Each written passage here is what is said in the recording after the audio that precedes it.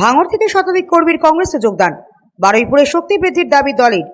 দক্ষিণ চব্বিশ পরগনা জেলা কংগ্রেস কার্যালয় বারুইপুরে অনুষ্ঠিত এক যোগদান কর্মসূচিতে ভাঙড় এলাকা থেকে প্রায় শতাধিক মানুষ বিভিন্ন রাজনৈতিক দল ছেড়ে ভারতীয় জাতীয় কংগ্রেসে যোগদান করেছেন। শনিবার আয়োজিত এই অনুষ্ঠানে দক্ষিণ চব্বিশ পরগনা জেলার কংগ্রেস সভাপতি তপন মণ্ডল এবং কংগ্রেস নেতা সাবির সর্দারের হাত থেকে দলীয় পতাকা গ্রহণ করে নবাগতরা আনুষ্ঠানিকভাবে কংগ্রেসে যোগ দেন। এই যোগদান কর্মসূচিতে উপস্থিত ছিলেন বারুইপুর টাউন কংগ্রেস সভাপতি অনুপম ব্যানার্জি, হরিহরপুর ব্লক কংগ্রেস সভাপতি কার্তিক আইন সহ জেলার একাধিক কংগ্রেস নেতা কর্মী।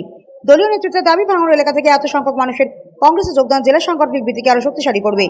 আগামী দিনে জনসংযোগ বৃদ্ধি এবং সংগঠনকে আরো মজবুত করতে এই ধরনের কর্মসূচি অব্যাহত থাকবে বলে জানিয়েছে কংগ্রেস নেতৃত্ব। তবে ভাঙড় থেকে শতাধিক কর্মী যোগদানের এই দাবির বিষয়ে অন্যান্য রাজনৈতিক দলের পক্ষ থেকে তাৎক্ষণিকভাবে কোনো প্রতিক্রিয়া পাওয়া যায়নি।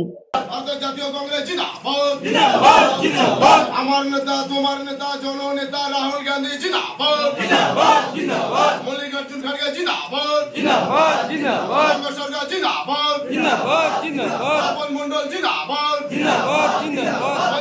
প্রথমেই আপনাদের যারা আমাদের গণতন্ত্রের চতুর্থ স্তম্ভ, ফোর্থ পিলার অফ ডেমোক্রেসি, সাংবাদিক বন্ধু যারা এসছেন, আপনাদের সকলকেই ধন্যবাদ জানাই জেলা কংগ্রেসের পক্ষ থেকে।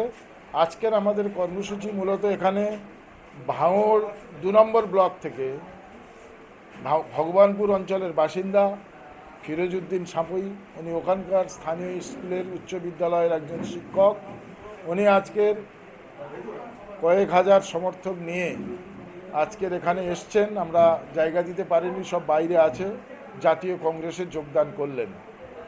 ওনার মনে হয়েছে যে বর্তমান বাংলা তথা ভারতবর্ষের যে রাজনৈতিক পরিস্থিতি, এই প্রেক্ষাপটে ভারতবর্ষের জাতীয় কংগ্রেস আজকের যে ভারতবর্ষের দুটো বিচারধারার লড়াই চলছে, দুটো আদর্শের লড়াই চলছে, একদিকে আরএসএস বিজেপির নেতৃত্বে উগ্র হিন্দুত্ববাদ, যারা ভারতীয় চিরাচরিত যে ঐতিহ্য, সেই ঐতিহ্যকে ধ্বংস করতে চাইছে। দিবে আর নিবে, মিলাবে আর মিলিবে, কেউ যাবে না ফিরে। আমি তো মনে করছি ভাঙড়ে আইএসএফ দলটা এবছর জিতেছে, কিন্তু যেভাবে মানুষের ওপরে অত্যাচার করছে, যেভাবে তারা মানুষকে ঘরবন্দি করে রেখেছে, আমার মনে হয় না যারা আইএসএফের সমর্থন করেছিল তারাও তাদের পাশে আছে। আমার মনে হয় এক্ষুনি বর্তমানে ভাঙড়ের মানুষ বিকল্প খোঁজ করছে এবং সেই বিকল্প খোঁজের নাম হচ্ছে কংগ্রেস।